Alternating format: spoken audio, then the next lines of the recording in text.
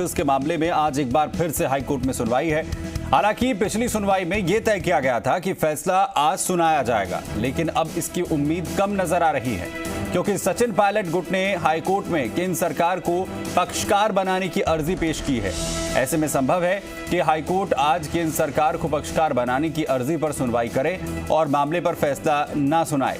आपको बता दें कि पायलट गुट ने हाईकोर्ट में अर्जी दाखिल कर स्पीकर के व्हिप उल्लंघन के नोटिस की वैधता पर सवाल खड़े किए हैं। वहीं विधानसभा स्पीकर सीपी जोशी ने हाईकोर्ट के आदेश पर रोक की मांग को लेकर सुप्रीम कोर्ट में एसएलपी दायर की हुई है और अगर आज हाईकोर्ट का फैसला आ भी जाता है तो सुप्रीम कोर्ट के आदेश के मुताबिक ये फैसला अमल में नहीं लाया जाएगा और ये एसएलपी के अधीन रहेगा, यानी इस पर अहम सुप्रीम कोर्ट के फैसले पर निर्भर करेगा।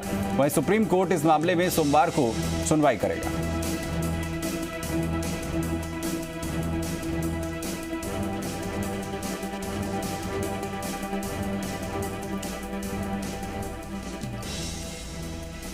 तो आखिर राजस्थान के सियासी रण में क्या होगा, इसकी पल पल की जो अपडेट हम आप तक पहुंचाएंगे। इस पर बात करने के लिए हमारे साथ खास मेहमान मौजूद हैं। आरसी चौधरी साहब हैं, प्रवक्ता कांग्रेस के। एके जैन साहब वरिष्ठ अधिवक्ता हमें ज्वाइन कर रहे हैं। इसके अलावा ललित हमें यहां पर ज्वाइन करेंगे, जी मीडिया संवाददाता जो ग्राउंड से लगातार पल पल की जानकारी हम तक यहां पर पहुंचा रहे हैं। सबसे पहले मैं आपके पास जैन साहब आना चाहता हूं, क्योंकि आज ये उम्मीद थी कि कोर्ट जो है इस पर अपना फैसला जो है वो सुना देगा हाईकोर्ट का, और हमने सुप्रीम कोर्ट के अंदर भी देखा जिसमें कहा गया था कि कोई रोक जो है उस फैसले पर नहीं लगाई जाएगी। अब तमाम जो तर्क रखे गए हैं दोनों ही पक्षों की तरफ से, उन्हें देखते हुए और ये एक नई जो याचिका पक्षकार बनाने को लेकर पायलट गुट की तरफ से लगाई गई है, इसे किस तरीके से देखा जाए? क्या आज फैसला आने की उम्मीद की जाए? देखिए, फैसला आएगा या नहीं आएगा ये अभी निश्चित तो नहीं कहा जा सकता है। अगर कोर्ट ये मान लेता है कि उसको अंतरिम आदेश के विरुद्ध सुनवाई का अधिकार है, तब तो आज फैसला नहीं आएगा, बल्कि अंतरिम आदेश के बारे में कोई आदेश उच्च न्यायालय पारित करेगा। परंतु इसके दूसरे विपरीत, अगर इतनी सारी सुनवाई के बाद हाईकोर्ट इस निष्कर्ष पे पहुंचता है कि प्राइमरी स्टेज पर या इंटरलोकुलेटरी स्टेज पर हाई कोर्ट को हस्तक्षेप करने का अधिकार नहीं है, तो वो सचिन पायलट ग्रुप की याचिका को खारिज कर सकता है। तो ऐसी स्थिति में या तो ये याचिका आज खारिज हो गई, या दूसरा आदेश वो आया तो वो अंतरिम आदेश के बारे में आएगा कि स्पीकर के जो कार्रवाई कर रही है उसे रोका जाए या नहीं रोका जाए। अंतिम आदेश सचिन पायलट के पक्ष में आ जाए इसकी कोई संभावना नहीं है, क्योंकि कोर्ट ने आज इसे एडमिशन की स्टेज पे रखा है, अर्थात ये याचिका सुनवाई के लिए एडमिट की जाए, ग्राह्य की जाए अथवा नहीं की जाए, और साथ में जो इंटरिम एप्लीकेशंस लगी हुई है स्टे की, उस पर क्या आदेश पारित किया जाए। अगर कोर्ट ये मानस बना लेती है कि ये एडमिशन लायक ही नहीं है इतनी सुनवाई के बाद, हम इस मामले को पहले ही तय हो चुका है इसलिए हम इसको एडमिट ही नहीं करते, तो ये अंतिम रूप से निस्तारित हो जाएगी। दूसरी तरफ अगर सुप्रीम हाईकोर्ट इसको एडमिट कर लेती है, ये मान लेता है कुछ विधिक प्रश्न इन्वॉल्व है जिसको हमें तय करना जरूरी है, उस स्थिति में हाईकोर्ट को यह तय करना पड़ेगा कि वो अंतरिम आदेश स्पीकर के विरुद्ध पारित करे या न करे, क्योंकि अब तक एक जो इंटरिम ऑर्डर कर रखा है उन्होंने उसमें स्पीकर की रिक्वेस्ट और सहमति भी सम्मिलित है, हाईकोर्ट की डायरेक्शन की सम्मिलित है। परंतु आज हाईकोर्ट को निश्चित निर्देश देने पड़ेंगे यदि कोई इस याचिका को सुनवाई के लिए स्वीकार करता है। याचिका आज अंतिम निस्तारण के लिए नहीं लगी हुई है, बल्कि सुनवाई के लिए स्वीकार करने के लिए और अंतरिम आदेश पर लगी हुई है। तो इन परिस्थितियों में आज या तो सचिन पायलट को इसमें स्टे मिल जाएगा और या उनको स्टे नहीं मिलेगा, और एक स्थिति ये हो सकती है कि पिटीशन पूरी की पूरी खारिज हो जाए, डिसमिस हो जाए। अंतिम फैसला कि सही कानूनी बिंदुओं पर अंतिम फैसला आज नहीं हो सकता है। तो हम ये माने कि क्योंकि सुप्रीम कोर्ट ने पहले ही इस पर कहा है कि अमल में फैसला जो है वो नहीं आएगा, अगर दोनों पक्षों में से किसी को भी अगर राहत मिलती है तो उसका असर फिर क्या होगा इस पूरे मामले पर? देखिए, दोनों पक्षों में से किसी को भी राहत मिले तो दूसरा पक्ष सर्वोच्च न्यायालय में जाएगा, और वैसे भी सर्वोच्च न्यायालय में ऑलरेडी मामला पेंडिंग है, और सर्वोच्च न्यायालय ने यह कह दिया है कि इस राजस्थान हाईकोर्ट की पिटीशन का जो भी निर्णय होगा वो सुप्रीम कोर्ट जो अंतिम निर्णय करेगा उसके अधीन होगा। सुप्रीम कोर्ट ने यह कहा है कि इसमें बड़े विधिक प्रश्न इन्वॉल्व है कि क्या सीमाएं हैं न्यायपालिका की स्पीकर के कार्य में हस्तक्षेप करने की और स्पीकर की क्या सीमाएं हैं कि वो अपना जो क्वासी जुडिशियल अथॉरिटी वो किस लिमिट तक एक्सरसाइज करे। ये मानना जो सुप्रीम कोर्ट में सुनवाई हुई और जो जजेज बार बार बोल रहे थे उससे जो ध्वनित होता है वो ये लगता है कि सुप्रीम कोर्ट ये मानती है कि अब हमें ये तय करना पड़ेगा कि न्यायपालिका की क्या सीमाएं हैं और स्पीकर की क्या सीमाएं हैं और दोनों एक दूसरे की सीमाओं में कितना अंदर तक जा सकते हैं। तो ऐसी परिस्थिति में आज क्योंकि जो बार बार आ रहा है कि ऑर्डर की कैटेगरी में रखा हुआ है, एडमिशन की कैटेगरी में रखा हुआ है, फाइनल डिस्पोजल की कैटेगरी में रखा हुआ नहीं है, निश्चित रूप से आज इसका अंतिम निस्तारण सिर्फ एक ही हालत में हो सकता है कि जब इसको एडमिट ही नहीं करे, अर्थात इस लायक ही नहीं माने कि सुनवाई के लिए इसे स्वीकार किया जाए। यदि सुनवाई के लिए स्वीकार किया जाता है तो फिर ये लंबा चलेगा और तब अंतरिम आदेश पारित करना पड़ेगा या अंतरिम आदेश अस्वीकार करना पड़ेगा। अन्यथा ये अंतिम रूप से अगर आज निस्तारित होती तो निश्चित रूप से पायलट ग्रुप के विरोध में निस्तारित होती। चलिए, यानी इसमें अभी मसला जो है वो लंबा भी खिंच सकता है, उम्मीद बहुत ज्यादा नहीं की जा सकती। ललित हमारे साथ यहाँ पर बने हुए हैं, जी मीडिया संवाददाता। ललित, अभी क्या अपडेट मिल पा रहा है, कितनी देर में जो है वो सुनवाई शुरू हो जाएगी? अब जो है कोई पहुंचेगा पक्षकारों की तरफ से कोर्ट में भी? जी बिल्कुल सुमित, 10:30 बजे इस मामले पर सुनवाई शुरू होगी और जो पक्षकार हैं उनके अधिवक्ता यहाँ पहुँचेंगे। यदि याचिकाकर्ता के अधिवक्ता की बात की जाए तो देवेश माहेश्वरी यहाँ पहुँचेंगे, तो वहीं विधानसभा स्पीकर की ओर से जो प्रतीक कासलीवाल है वह यहाँ पहुँचेंगे। इसके साथ ही महेश जोशी की ओर से देवदत्त कामत यहाँ पहुँचेंगे। तो ऐसे में 10:30 बजे फिक्स इस मामले पर सुनवाई शुरू हो जाएगी। जैसा कि अधिवक्ता ए.के. जैन साहब ने अभी बताया हमें कि आज जो सुनवाई हो सकती है उसमें क्या क्या रास्ते खुले हुए हैं। जो इंटरिम ऑर्डर है वो हो सकता है, साथ ही यदि प्रार्थना पत्र को स्वीकार करके उस पर सुनवाई के बाद कोई फैसला दिया जा सकता है। फैसला चाहे हाईकोर्ट का कोई भी हो, किसी भी पक्ष में हो, लेकिन ये जो फैसला है वह सुप्रीम कोर्ट के आदेश के अधीन रहेगा। ऐसे में जो आज हाईकोर्ट का फैसला आएगा उस पर सबकी नजरें टिकी हुई है।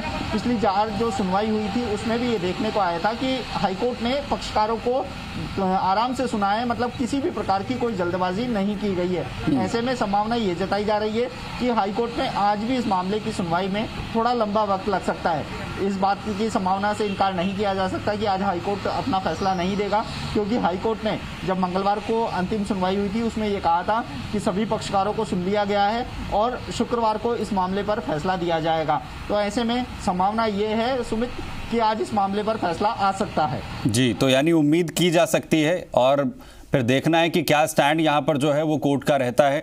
आप बने रहिए ललित हमारे साथ, आपके पास मैं आता हूँ अपडेट के लिए। हमारे साथ यहाँ पर आरसी चौधरी साहब भी हैं, प्रवक्ता कांग्रेस। आरसी चौधरी साहब, जो सबसे बड़ा सवाल इस वक्त पायलट गुट के जो वकील कोर्ट में पूछ रहे हैं वो ये कि आखिर जो व्हिप जारी किया गया है उसकी वैधानिकता क्या है? क्या जल्दबाजी में यह फैसला ले लिया गया? एक दबाव बनाने की कोशिश थी पायलट गुट पर?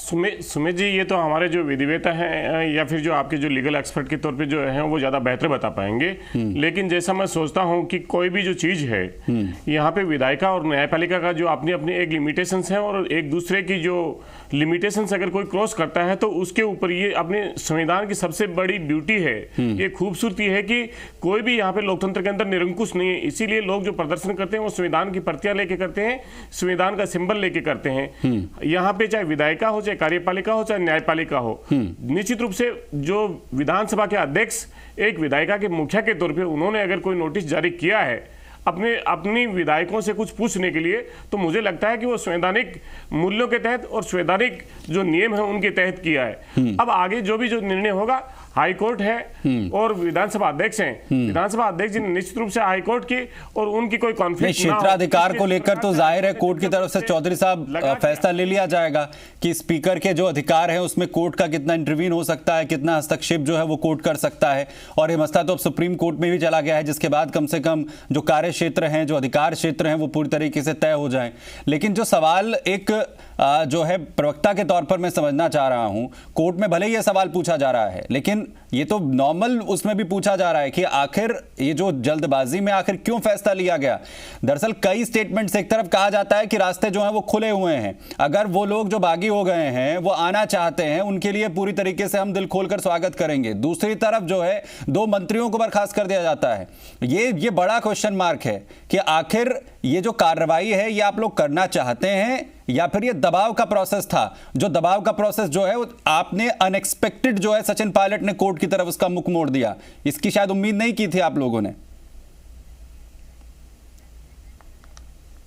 सुमेश जी, आपने देखा कि भारतीय जनता पार्टी के एक जो केंद्रीय मंत्री जो राजस्थान से सांसद हैं और राजस्थान से केंद्रीय मंत्री हैं, उनके जो मंसूबे हैं रात को सोते समय और वो मुख्यमंत्री के तौर पे अपने आप को देखते हैं, किस प्रकार से उनका ऑडियो जो क्लिप है वो तमाम सोशल मीडिया पे, किस प्रकार से जो उनके ब्रोकर हैं, किस प्रकार से भारतीय जनता पार्टी के एक जिलाध्यक्ष हैं, तमाम जो एक बड़ी लॉबी चुनी हुई सरकार को अपदस्थ करने का जो काम कर रही थी वो आज सार्वजनिक पटल पे।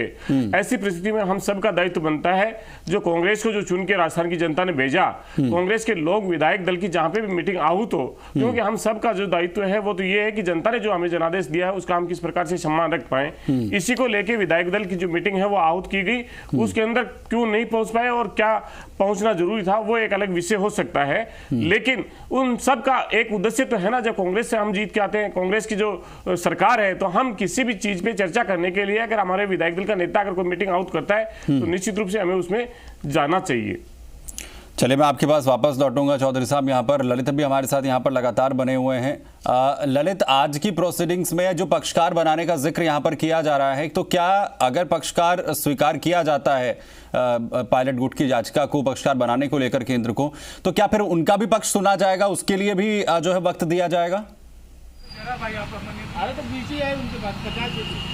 जी बिल्कुल सुमित, इस बात की संभावना है कि कल इस मामले की जो प्रार्थना पत्र लगाया गया था उसको मेंशनिंग कर ली गई है, तो ऐसे में संभावना पूरी ये जताई जा रही है कि आज उस प्रार्थना पत्र को स्वीकार करके यदि प्रार्थना पत्र दाखिल किया गया है और उसमें समय मांगा जाता है कि हमें इसमें जवाब पेश करने के लिए समय दिया जाए, तो कहीं ना कहीं इस मामले में समय दिया जा सकता है, तो इस मामले के और भी आगे जाने की संभावना है, क्योंकि इसी वजह से केंद्र सरकार को पक्षकार बनाने को जो प्रार्थना पत्र दाखिल किया गया है, उसके बाद जब कोज लिस्ट तैयार की गई तो कोज लिस्ट में इस मामले को सुनवाई के लिए रखा गया है, न कि ऑर्डर के लिए। तो सुमित, इस बात की जब कोज लिस्ट जारी हुई थी उसके बाद ये संभावनाएं बढ़ गई हैं कि जो मामले पर आज सुनवाई फिर से हो सकती है, और यदि प्रार्थना पत्र पर जो जवाब देने के लिए समय मांगा जाएगा तो कोर्ट इसको लेकर समय भी दे सकता है, क्योंकि जब मंगलवार को केंद्र सरकार को पक्षकार बनाने को लेकर मामला उठा था तो ये मामला पुरजोर तरीके से उठाया गया था, क्योंकि कोई भी संवैधानिक जब मामला हाईकोर्ट में आता है तो उसमें केंद्र सरकार को पक्षकार बनाना अनिवार्य होता है। तो ऐसे में केंद्र सरकार को यदि पक्षकार बनाया जाता है, आज कोर्ट है वो उसके जो प्रार्थना पत्र है उसके पक्ष में फैसला देता है कि केंद्र सरकार को पक्षकार बनाया जाता है, तो कहीं ना कहीं जो केंद्र सरकार के अधिवक्ता होंगे उनकी ओर से जवाब पेश करने के लिए वक्त मांगा जाएगा। तो इस बात से इनकार नहीं किया जा सकता कि केंद्र सरकार के जो अधिवक्ता हैं उनकी मांग पर उनको समय दिया जाए, इसीलिए आज इस मामले को ऑर्डर में नहीं रखा गया है। संभावनाएं काफी हैं, ऐसे में इस बात से भी इनकार नहीं किया जा सकता कि यदि समय रहते पक्षकार हैं उनकी ओर से जो जवाब है वह पेश कर दिया जाए और कोर्ट उस मामले का उस जवाब से संतुष्ट नजर आए, तो कहीं ना कहीं इस मामले पर आज भी फैसला आने की पूरी संभावना है। तो सुमित, संभावनाओं के सभी रास्ते खुले हुए हैं और ये भी संभावना जताई जा रही है कि आने वाले जो 1 बजे तक है वो क्लियर हो जाएगा कि आज हाईकोर्ट इस मामले में अपना फैसला देता है या नहीं देता है, क्योंकि 10:30 बजे कोर्ट की शुरुआत होगी। शुरुआत होते ही जो प्रार्थना पत्र है उस पर सुनवाई शुरू होगी।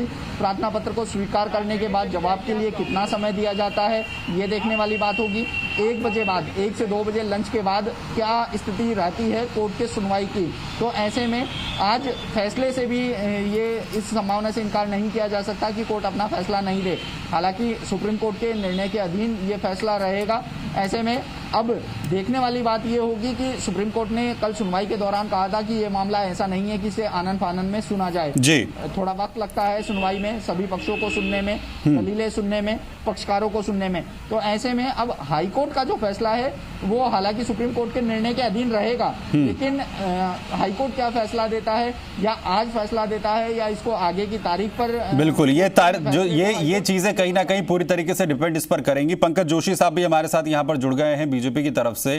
पंकज जोशी साहब, स्वागत आपका। और सर, आपका ओपनिंग रिमार्क आज क्या है, क्योंकि पायलट गुट की तरफ से केंद्र को भी पक्षकार बनाया जाए, ये याचिका जो है वो दाखिल की गई है। उम्मीद तो हर कोई ये कर रहा था कि कोर्ट आज इस पर फैसला दे देगा।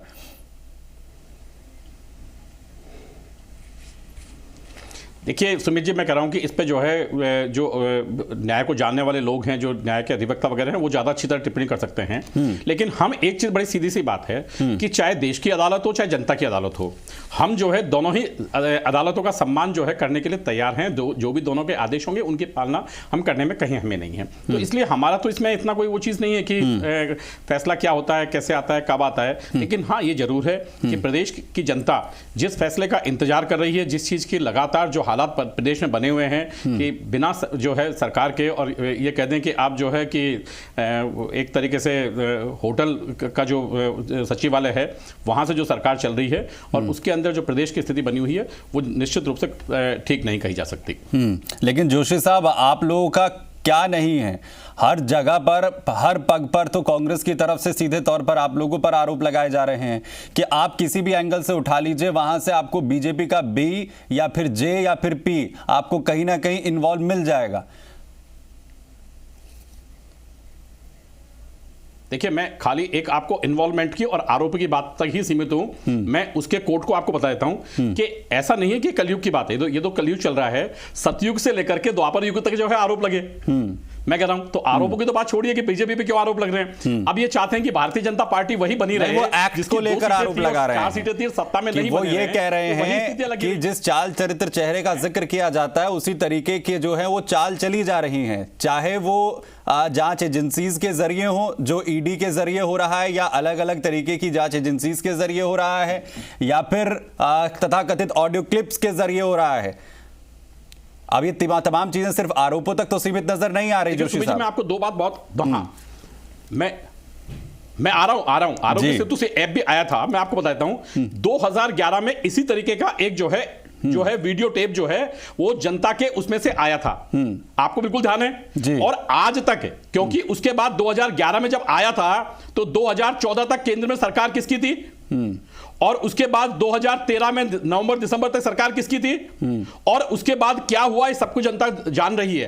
तो मैं कह रहा हूं कि आप उन चीजों की, और उसके बाद क्योंकि वो मामला पूरा का पूरा करके आपने जांचे वाचे करके आपने जो है न्यायालय में भेज दिया और न्यायालय के अब जो है अधीन है वो। तो मैं कह रहा हूं कि ऐसी चीजें पहली बार नहीं है। अब उस टाइम, क्योंकि उस टाइम इन्होंने आरोप नहीं लगाए, उस टाइम किसी पर आरोप नहीं लगाए क्योंकि सब जगह आपके थे। अब आपको ये लग रहा है कि हर एक जगह कुछ ना कुछ हो तो आरोप बीजेपी पे जड़ दीजिए। अब यदि मैं कह रहा हूं ना कि हर एक चीज का आरोप, चाहे मुख्यमंत्री हो चाहे केंद्र में इनके वो हो, सारे आरोप भारतीय जनता पार्टी पर मत दीजिए। क्योंकि सबसे बड़ी चीज है कि आप कहीं भी देख लीजिए कि जो है जो भी अब दो चीजें बड़ी साफ सी हैं। देखिए यहां मैं कह रहा हूं कि डरता कौन है आज की डेट में, जो है आप ये कह रहे हैं कि साहब आप जो है यहां पर सरकार किसकी है प्रदेश में, आज सिक्योरिटी किसको चाहिए, बस सत्ता तो आपके पास है ना आज। तो मैं कह रहा हूं कि आज यदि आपको डर है तो गिनती तो बेसिकली चाहे भारतीय जनता पार्टी के विधायक की हो चाहे कांग्रेस की विधायक की हो, गिनती तो विधायक में ही आएंगे ना। तो यानी चौधरी साहब जोशी साहब ये कह रहे हैं कि नीचा आप में है और पानी आपका मर रहा है, अंतरकलह आपकी है और निशाना बीजेपी पर साध रहे हैं। ये जो जांच इस वक्त चल रही है ये तो डेली रूटीन का प्रोसेस है, चाहे वैभव गहलोत को लेकर जांच हो जाए, चाहे अग्रसेन गहलोत को लेकर जांच करने को लेकर ईडी छापेमारी कर दे। चौधरी साहब, सुमित जी, दो बातें हैं। भारतीय जनता पार्टी के जो प्रवक्ता हैं उन्होंने कहा कि आज जो भी आदेश आएगा, चाहे न्यायालय का आदेश हो चाहे जनता का आदेश हो, हम उस आदेश को मानेंगे।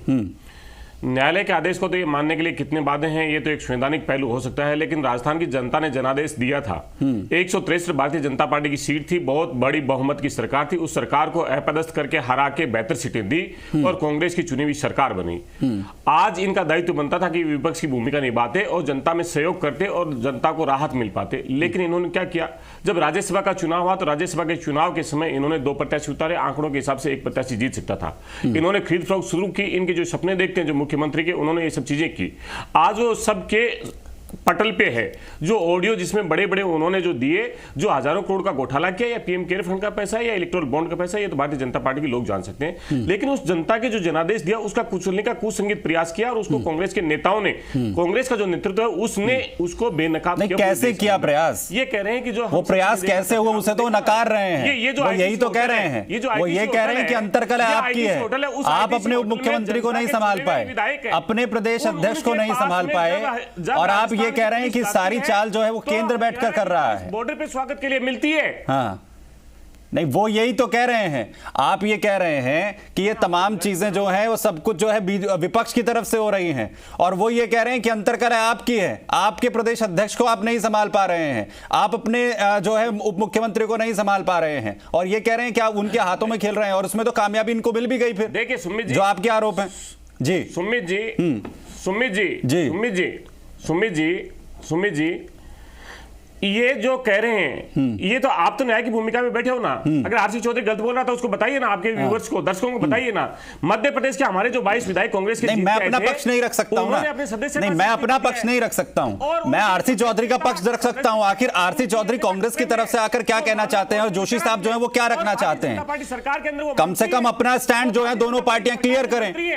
वो उन्हें जनता ने चुन के भेजा था, वो मंत्री इन्हें पसंद नहीं है। इन्हें भारतीय जनता पार्टी का जो कार्यालय, जहां नागपुर का कार्यालय जो व्यवस्था करता है, उन्हें वो मंत्री मंजूर है। ये कांग्रेस के सिंबल का मंत्री पसंद नहीं करते, जनता के जनादेश का मंत्री पसंद नहीं करते। ये उसको हटाएंगे, उसकी सदस्यता से इस्तीफा दिलाएंगे, और फिर उसे सरकार में लाएंगे, क्योंकि जनता के जनादेश को कुचलने का काम भारतीय जनता पार्टी। जोशी साहब ने कहा कि हम 2 सीट वाले बीजेपी में नहीं रहे। जोशी साहब देखा है, जोशी साहब जिस ठीक है, इस पर जवाब भी दे दीजिए, जवाब दे दीजिए, ठीक है, जवाब दे दीजिए। मैं देता हूं। देखिए मैं कह रहा हूं, हमारे मित्र बड़े भोले और बड़े जनता के सामने बड़ा एक मासूम सा चेहरा लेकर के जाना चाहते हैं। कर्नाटक के अंदर इन्होंने कहा कि सरकार गिरी। कर्नाटक में जिन लोगों ने इस्तीफा दिया, क्या वो लोग वापस चुनाव में गए कि नहीं गए, और वो लोग वापस चुनाव में जाकर के जीते कि नहीं जीते? क्या जनता का वो फैसला मंजूर है कि नहीं है, या आपका जो फैसला था ये वो चाहते हैं कि 5 साल का सर्टिफिकेट हम लेकर के आ जाएं और उसका राज करते रहें? जनता जब आपको जनादेश देती है तो शर्तों के साथ देती है, दायित्वों के साथ अधिकार देती है, ना कि केवल अधिकार तो हमारे और दायित्व जनता के, ये छोड़ के नहीं देती। जब आप कर्नाटक के अंदर मुख्यमंत्री सार्वजनिक रूप से उनके आंसू निकले और जनता ने देखा, और जब सरकार बनी तो उन्होंने कहा साहब कर्नाटक में आपने ऐसा कर दिया, लेकिन कर्नाटक में वही सीटों पर जब व्यक्ति गए तो आप देखिए भारतीय जनता पार्टी के सिंबल पर उसी जनता ने जो है उनको वोट दिया नहीं, मैं उसको मानते कि नहीं मानते, ये बात बताएं। अब दूसरी बात आप आइए, इन्होंने कहा कि जो है कि जनता जिन चीजों को हमें देती है, जिनको संबल देती है, भारतीय जनता पार्टी जो करती है, मैं कह रहा हूं कि आप ये बताइए कि ये जो है पार्टी का अनुशासन, ये पार्टी का काम है या किसी बाहरी संविधान एजेंसी का काम है? पार्टी वही आ गई ना बात, अनुशासन पर ही आ गई। वहीं बीजेपी बार बार कह रही है कि ये जो है कांग्रेस की अंतर्कलह है, अपना अनुशासन आप नहीं संभाल पाए। मैं जोशी साहब और आप जो है आरसी चौधरी साहब दोनों को मौका यहां पर दूंगा। जैन साहब भी हमारे साथ यहां पर बने हैं, टेक्निकल चीजों को समझेंगे। ललित भी हमारे साथ है। इसी बीच एक बड़ी खबर दे दें, बड़ी और अहम खबर इस वक्त सामने आ रही है, जयपुर की लाइफलाइन से जुड़ी हुई है। बीसलपुर का जो सिस्टम है वो शटडाउन शुरू कर दिया गया है मेंटेनेंस के चलते। कल सुबह 9 बजे तक ये शटडाउन लागू रहने वाला है। जयपुर में आज शाम और कल सुबह जो वाटर सप्लाई है वो ठप रहने वाली है। ग्रामीण इलाकों में भी कल तक पानी नहीं पहुंचेगा, और जो इलाके हैं उसमें दूदू, सांभर, फुलेरा, फागी, नरेना, चाकसू, बस्सी भी इससे प्रभावित रहने वाले हैं। तो ये इलाके, वो जो तमाम लोग हैं वो अपने इंतजाम दुरुस्त करें। आशीष जी मीडिया संवाददाता खबर पर जानकारी के साथ जुड़ रहे हैं। आशीष, क्या कुछ जो है मेंटेनेंस होना है और कितना वक्त लगेगा इसमें? देखिए, सालाना मेंटेनेंस होता है, बीसलपुर बांध से पानी आता है इसलिए, लेकिन 24 घंटे के लिए सिस्टम पूरा शटडाउन रहेगा, जिसके चलते जयपुर समेत जो जयपुर ग्रामीण का इलाका है वहां पर पेयजल सप्लाई पूरी तरह से बाधित रहेगी। यानी कि आज सुबह सबसे पानी आ चुका है, तो कल सुबह पानी नहीं आएगा, और आज शाम को भी पानी नहीं आएगा। तो जो टैंकर पानी सप्लाई होता था वो भी सप्लाई पूरी तरह से बंद हो चुका है। देखिए, जलदाय विभाग ने 3-4 दिन पहले ही जयपुर वासियों को ये निर्देश, जयपुर वासियों को ये कहा था कि जयपुर में इस दिन पानी नहीं आएगा, पानी सहेज कर रखिए। तो जयपुर वासी पूरी तरह से इसके लिए तैयार थे। कहीं पानी की समस्या होती है तो टैंकर की सुविधा हालांकि औपचारिक रूप से रहेगी, लेकिन जिस तो तरीके से अल्टरनेटिव जो है वो दिए गए हैं कि टैंकर के जरिए पानी जो है वो पहुंचे। हालांकि कुछ दिक्कतें जरूर पेश आ सकती हैं। हालांकि मेंटेनेंस है, रेगुलर मेंटेनेंस का काम है जो साल भर में होता है, और कल सुबह 9 बजे तक ये जो शटडाउन है ये लागू रहेगा। आशीष, बहुत शुक्रिया इस तमाम जानकारी के लिए। मैं सत्ता की सुप्रीम जंग में क्या कुछ होगा, बने हुए इस बड़ी खबर पर, और दोनों ही पक्षों की तरफ से जिस तरीके से अपने अपने पक्ष कोर्ट की तरफ के सामने रखे गए हैं, हाईकोर्ट के फैसले का इंतजार है, क्या फैसला होगा, इन्हीं तमाम चीजों को लेकर लगातार चर्चा कर रहे हैं। छोटा सा ब्रेक लेंगे, तमाम मेहमान हमारे साथ बने हुए हैं, फौरन लौट रहे हैं।